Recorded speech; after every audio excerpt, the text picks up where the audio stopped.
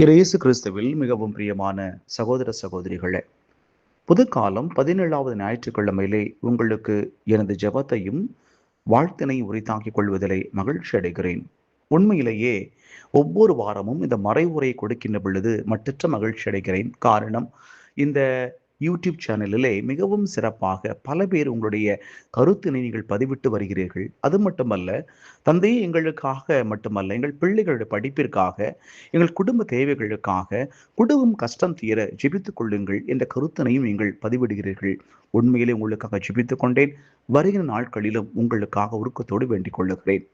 அன்புக்குரிய இறைமக்களே, அற்புதமான இந்த நாளிலே மிகவும் சிறப்பாக இந்த நற்செய்தி வாசகம் நமக்கு தருகிற செய்தியினை சற்று விளக்கத்தோடு கூறுகிறேன்.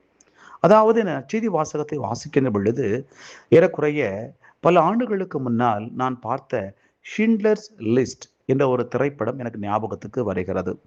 1993 இந்த படமானது ஸ்டீவன் ஸ்பில்பர்க் என்பவரால் இது இயக்கப்படுகிறது. ஏறக்குறைய இந்த திரைப்படம் 7 ஆஸ்கார் விருதுகளை தட்டி செல்லுகிறது. அன்புக்குரியவர்களே, இந்த படத்தில் அப்படி என்ன சிறப்பு என பார்க்கின்ற பொழுது, இந்த படத்திலே 1938 நடைபெற்ற நாஜி படைகள் செய்த அக்கிரமங்கள், அட்டூழியங்கள் எல்லாவற்றையுமே நமது கண்முன்னால் படம் பிடித்து காட்டுகிறார்கள்.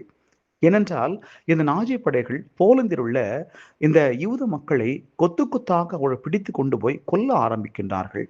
அந்த நேரத்தில் அந்த ஜெர்மானி இனத்தில் தோன்றியவர் தான் ஷிண்ட்லர், ஆஸ்கார் ஷிண்ட்லர். இவர் என்ன செய்கின்றார்? இந்த கொடுமையெல்லாம் பார்க்கின்றார். ஆனாலும் அவருக்கு வாழ்க்கையில எப்படியாவது ஒரு பெரிய பணக்காரனாக மாற வேண்டும், பெரிய தொழிற்சாலை உருவாக்க வேண்டும் என்ற ஒரு எண்ணம் தான் இருந்தது. ஆனால் ஒரு நாள் அவர் கண் முன்னால் அவர் கண்ட ஒரு சிறுமியினுடைய இறப்பு, நீங்கள் இந்த படத்தை பார்த்தால் நன்றாக தெரியும். ஒரு சிறுமியினுடைய இறப்பு அவருக்கு வாழ்க்கை மாற்றத்தை தருகிறது. அன்றிலிருந்து பணத்தை விட்டுவிட்டு எப்படியாவது நாம் மனிதத்தை வளர்க்க வேண்டும், மனிதாபிமானத்தோடு நடந்து கொள்ள என்பதற்காக ஏறக்குறை தன்னிடம் உள்ள ஒவ்வொரு சொத்தினையும் இந்த யூத மக்களுக்காக செலவிடுகின்றார். அந்த மக்களை அவர் அடிமையாக வாங்குகின்றார். ஏனென்றால் அவர் வழியே இல்லை. அடிமைகளாக வாங்கி இவர் ஆரம்பித்த தொழிற்சாலையில அவர் பணியமர்த்துகின்றார். அங்கு மக்கள் பத்திரமாக அவர் வேலை பார்த்து கொண்டிருக்கிறார்கள்.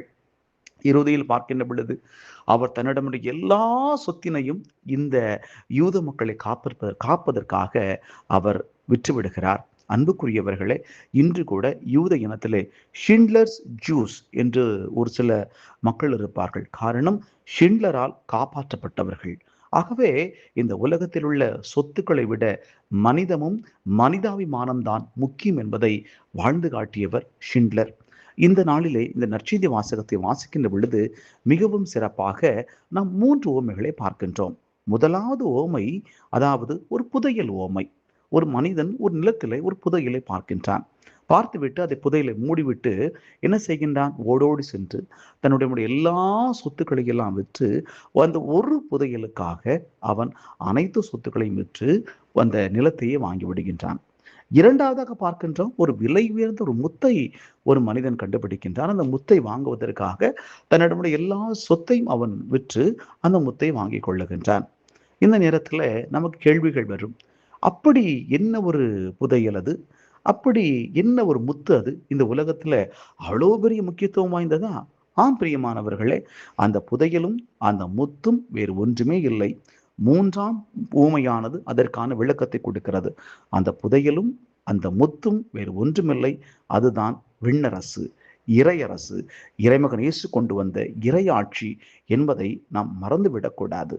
3வது ஊமையிலே அற்புதமாக கடவுள் சொல்லுகிறார், விண்ணரசை வலைக்கு ஒப்பிடுகின்றார். அந்த வலையானது எல்லா வகை மீன்களை அது வாரி கொண்டு வருகிறது. அந்த நேரத்தில் நல்ல மீன்களையும் கெட்ட மீன்களையும் அவர்கள் பிரிக்கின்றார்கள் என்பதையும் இது நமக்கு உணர்த்துகிறது.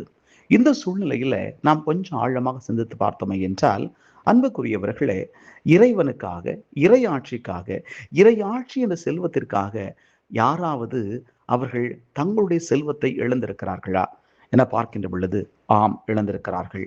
மத்தேயு நற்செய்தி 4ஆம் அதிகாரம் 18 முதல் 20 வசனத்தை வாசித்தோம் என்றால், இயேசு பேதுருவையும் அந்திரேயாவும் சொல்லுவார், என் பின்னே வாருங்கள், உடனடியாக தன்னுடைய தந்தை, படகு, வலை எல்லாவற்றையுமே விட்டுவிட்டு அவர்கள் எழுந்து வந்து விடுவார்கள்.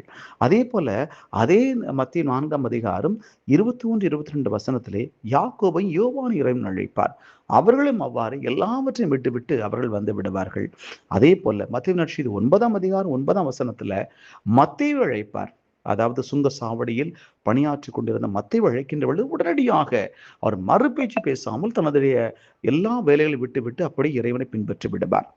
ஆக அன்புக்குரியவர்களே, இப்படி பின்பற்றியவர்கள் எப்படி இருந்தார்கள் பின்னாளில என பார்க்கின்ற பொழுது நிச்சயமாக நமக்கு தெரியும். அதே நேரத்துல இன்னும் நம்ம ஆழமாக சிந்திக்கின்ற பொழுது, இறைவனுக்காக, இறை ஆட்சிக்காக செல்வத்தை விடாத மக்கள் இருந்திருக்கிறார்களா என பார்க்கின்ற பொழுது ஆம் இருந்திருக்கிறார்கள். மத்தேயு நற்செய்தி 19ஆம் அதிகாரம் 22ஆம் வசனத்துல ஒரு பெரிய ஒரு பணக்கார இளைஞன் வருவான். அவன் வருகின்ற பொழுது இயேசு சொல்லுவாரு, அவன் சொல்லுவான், நான் உங்களை பின்பற்றணும். அப்பன்னு அவன் சொல்லுவான், நான் 10 கட்டளை கடைபிடிக்கிறேன், அப்படி பண்றேன், இப்படி பண்றேன், தாய் தந்தையை மதிக்கிறேன், அது பண்றேன், இது பண்றேன்னு சொல்லுவான். அப்ப கடவுள் சொல்லுவார், உடனே ஒண்ணு சொல்லுவாரு, உன்கிட்ட உள்ள எல்லா சொத்தையும் வித்து நீ ஏழைக்கு கொடுத்துட்டு என்னை பின்பற்றி வா. அப்போ கடைசி வசனம் போகும், அவன் முக வாட்டத்தோடு போனான் அப்படின்ட்டு. கடவுள் என்ன உயர்ந்த செல்வத்திற்காக உலக செல்வத்தை அவன் விட அவனுக்கு மனசில்ல. அதே போல நம்ம திருத்துதர் பணியில பார்க்கலாம் அப்படின்னா அனனியா சபீரா, அங்க அவனுடைய வாழ்க்கையும் இதே போலதான் ஒரு வித்தியாசமான ஒரு முடிவுகள்ல முடியும். அதாவது அவங்க என்ன பண்ணிடுவாங்க, சொத்துக்கு முக்கியத்துவம் கொடுத்துருவாங்க, உலக மாயைக்கு முக்கியத்துவம் கொடுத்துருவாங்க. உலகம் என்ற ஒரு சொத்துக்கு யாரெல்லாம் முக்கியத்துவம் கொடுக்கிறார்களோ அவர்கள் இறையாட்சி என்ற ஒரு சொத்துக்குள் அவர்கள் நுழைய முடியாது என்பதை நீங்கள் மறந்துவிடக்கூடாது. ஏனென்றால் சீடர்கள் இந்த உலக சொத்தை இறையாட்சி என்ற ஒரு சொத்திற்காக எல்லாவற்றையும் விட்டு வந்தார்கள். அதை மிகவும் அழுத்தம் திருத்தமாக பேதுரு சொல்லுவாரு. மத்தேயு நற்செய்தி 19ஆம் அதிகாரம் 27ஆம் வசனத்துல, ஆண்டவரே, நாங்கள் எல்லாவற்றையும் விட்டு வந்தோமே, எங்களுக்கு என்ன கிடைக்கும் அப்படின்னு சொல்லும் பொழுது நீங்க இந்த பகுதியை வாசித்து பார்த்தீங்கன்னா ரொம்ப அற்புதமா கடவுள் சொல்லுவாரு, புது படைப்பின் நாளில் நீங்கள் நடுவர்களாய் அமர்ந்திருப்பீர்கள். அந்த 3வது ஓமையில ரொம்ப சொல்லுவார் இல்லையா, நல்லோர்களையும் தீயோர்களையும் பிரிப்பாங்க அப்படின்ட்டு. ஸோ அந்த பிரிக்கிற நடுவர்களாக நீங்க இருப்பீங்க. 2வது, நீங்க எதெல்லாம் விட்டு வந்தீங்களோ உங்களுக்கு 100 மடங்கு பலனை நான் உங்களுக்கு கொடுப்பேன் அப்படின்னு கடவுள் சொல்லுவாரு. 3வது முக்கியமான விஷயம், நிலைவாழ்வை உங்களுக்கு கடவுள் தருவாரு. நான் உங்களுக்கு நிலைவாழ்வு தருவேன். இந்த நிலைவாழ்வு தான் இந்த வாழ்வை யாராலும் அழிக்க முடியாது அப்படின்னு கடவுள் சொல்லுவாரு. அப்ப அன்புக்குரியவர்களே, நாமும் நம்முடைய வாழ்க்கையில் இன்று கற்றுக்கொள்ள வேண்டிய பாடம் என்னவென்றால், இந்த இறையாட்சி என்ற ஒரு சொத்திற்காக இந்த உலக சொத்தை நாம் இழக்கின்ற பொழுது, தியாகம் செய்கின்ற பொழுது நிச்சயமாக நமக்கு கிடைக்க போவது, நாமும் புதுப்படைப்பின் நாளிலே விண்ணரசுக்குள் நாம் நுழைகின்ற வாய்ப்பு நமக்கு கிடைக்கும்.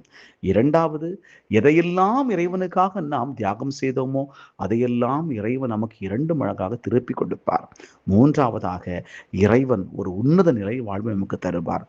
இதைத்தான் கடவுள் சொல்லி தருகிறார். ஆம் அன்புக்குரியவர்களே, இனிமேலாவது வாழ்க்கையிலே நாம் கொஞ்சம் யோசிப்போம். ஏனென்றால் உலக செல்வத்தை எப்படி வேண்டுமானால் சம்பாதித்துக் கொள்ளலாம். ஆனால் இறை செல்வத்தை, இறையாட்சி என்ற ஒரு செல்வத்தை நாம சம்பாதிக்கணும் அப்படின்னா உலக செல்வத்தை நாம் தியாகம் செய்தாக வேண்டும். ரொம்ப கஷ்டம், ரொம்ப கடினம். சொல்வது எளிது, செய்வது கஷ்டம். பார்ப்போம் யாரெல்லாம் இறையாட்சி என்ற செல்வத்திற்காக உலக செல்வத்தை தியாகம் செய்கின்றீர்கள் என்று சிந்திப்போம், செயல்படுவோம். ஆமன்.